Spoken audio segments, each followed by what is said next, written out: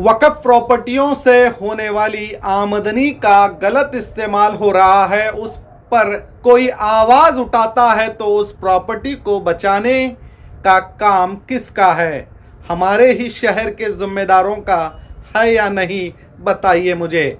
चाहे वो राजनेता हो या कौम के रहनुमा या सोशल वर्कर हो, सब का काम है। मगर आलमगीर कमेटी पर से एडमिनिस्ट्रेटर को हटाने के लिए एक टीम काम कर रही है और कर्नाटका वक्फ बोर्ड चेयरमैन अली बाबा को गलत इंफॉर्मेशन देकर आलमगीर कमेटी बहुत अच्छे तरीके से काम कर रही है और इस कमेटी ने कोई वक्फ रूल्स नहीं तोड़ा कहकर एडमिनिस्ट्रेटर को हटाने के काम में लगे हैं।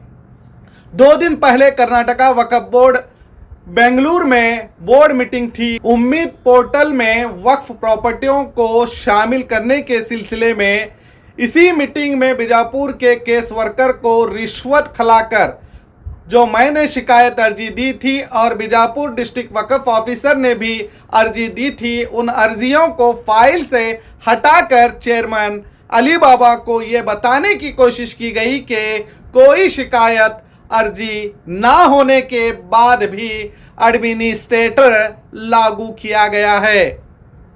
उस एडमिनिस्ट्रेटर आदेश को रद्द करने को कहा गया था, मगर इनका प्लान फेल हो गया।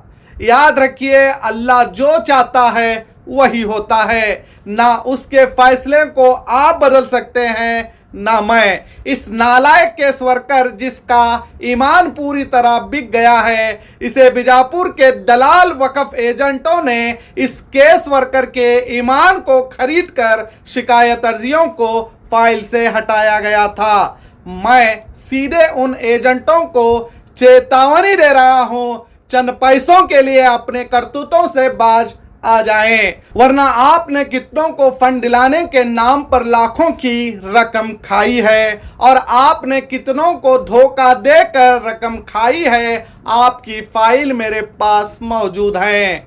आप इस न्यूज़ को देखने के बाद भी आप नहीं सुधरे तो आपके एपिसोड सामने आएंगे। ये मेरी सीधे चेतावनी है। आप जैसे चंद दलालों की वजह से गलत तरीके से कमेटियां बनाई जा रही हैं और बन रही हैं। अल्लाह से डरें और क्या सच है क्या गलत है पहले देखिए।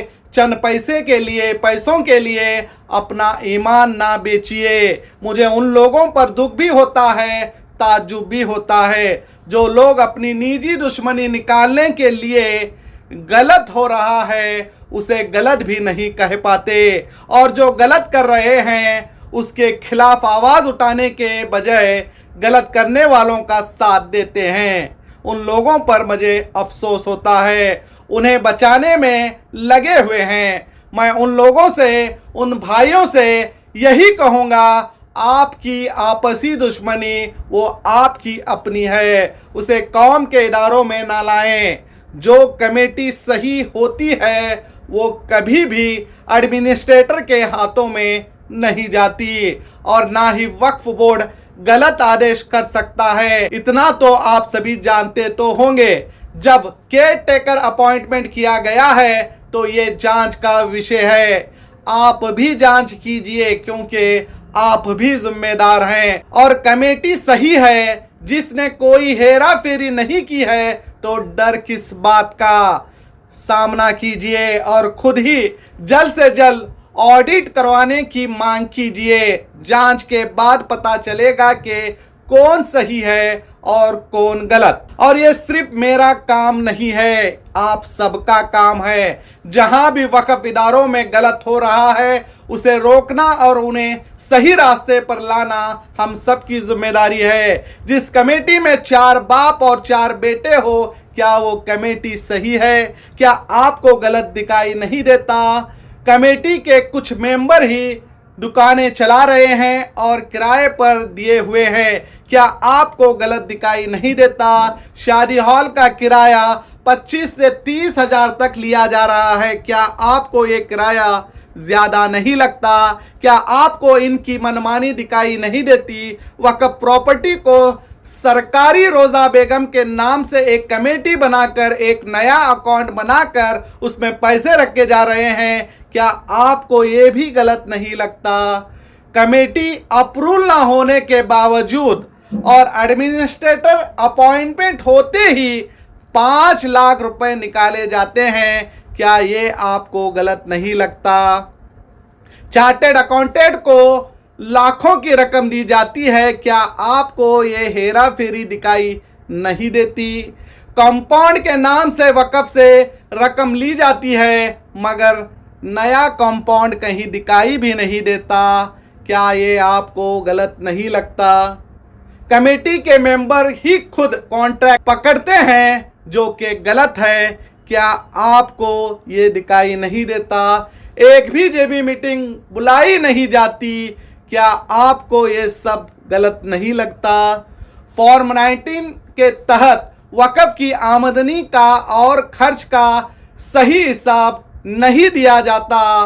ना ही गुल्लक कलेक्शन, फ्राइडे कलेक्शन बताया जाता है और ना ही दुकानों के डिपॉजिट का किराए का हिसाब दिया जाता है। क्या आपको गलत नहीं लगता? आज तक मस्जिद के बोर्ड पर कितना जमा हुआ है और कितना खर्च किया गया है बताया नहीं जाता। क्या आपको गलत नहीं लगता? शादी हॉल के ऊपर का बालकनी इस्तेमाल करें तो 5,000 अलग से लिया जाता है। क्या आपको ये गलत नहीं लगता? मंडप बाहर लगाने पर अलग से पैसे लिए जाते हैं। क्या ये गलत आपको दिखाई नहीं देता? ऐसे बहुत से सवाल हैं और ऐसे बहुत से मामले हैं जिसमें गड़बड़ हो रही है। याद रखिए, गलत गलत ही रहेगा, जितना भी आप सच छुपाने की कोशिश क्यों ना कर ले। मैंने तो सच बताने की कोशिश की है और आप अपने आप को सच में जिम्मेदार मानते हैं या कौम के रहनुमा मानते हैं तो आपसे यही कहूँगा, जो आवाज़ मैंने उठाई है वो आपका भी काम है। कम से कम एक नए बदलाव के लिए, अच्छाई के लिए, सच्चाई के लिए, ज़रूरतमंदों की मदद के लिए आप भी आवाज़ उठाइए। वक्फ के ऐसे कई इदारे हैं जिनकी आमदनी महीना लाखों में है मगर ये लोग उस रकम से हमारे कौम के ज़रूरतमंदों की मदद भी नहीं कर पा रहे हैं, जबकि इन्हें करना चाहिए। मैं आप सभी से कहूँगा, मेरी किसी से भी जाति दुश्मनी नहीं है और ये सब मेरे अपने हैं। मेरा मकसद एक ही है, हमारे बच्चों के एजुकेशन में, हमारे नौजवानों की रोज़ी के लिए, यतीम बेवाओं की मदद के लिए सभी इदारे सामने आएँ और शादी हॉल से, दुकानों से होने वाली रकम से उनकी मदद करें। अगर आपको मेरी सोच और मेरी ये लड़ाई गलत लगती है तो आप बेशक गलत करने वालों का साथ दें। मैं अपना काम करूंगा, आप अपना काम करें, मगर याद रखिए, ऊपर वाला तो देख ही रहा है। अब नीचे वालों की भी आंखें खुल गई हैं, वो भी देख रहे हैं कौन सच का साथ दे रहा है और कौन झूठ का साथ। अपना रुतबा और अपना वजूद बचाइए, वरना चंद झूठों के बातों में आकर आप खुद बदनाम ना हो जाएं। मैं तमाम मुसलमानों से अपील करता हूं, जहां भी गलत हो रहा है आवाज़ उठाइए और गलत के खिलाफ आवाज़ उठाना एक मुसलमान का फ़र्ज भी है।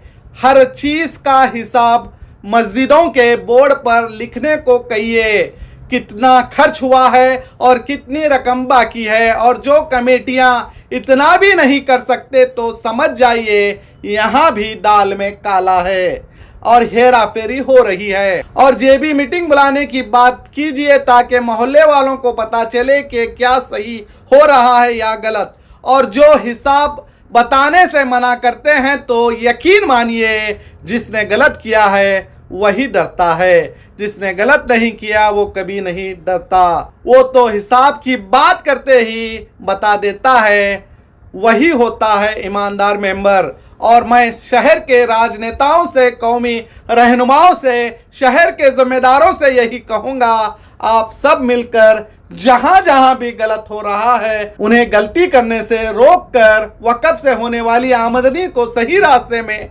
इस्तेमाल करने की कोशिशें करें। और जहां अभी तक कमेटियों को लेकर झगड़े चल रहे हैं उनकी समस्याओं को सुनकर जो सही है उनके हक में फैसला सुनाकर वहां की परेशानियों को दूर करें ताकि वक्फ इदारों में हो रही गड़बड़ियों को भी रोका जा सके और कई सालों से चल रहे झगड़ों को भी रोका जा सके।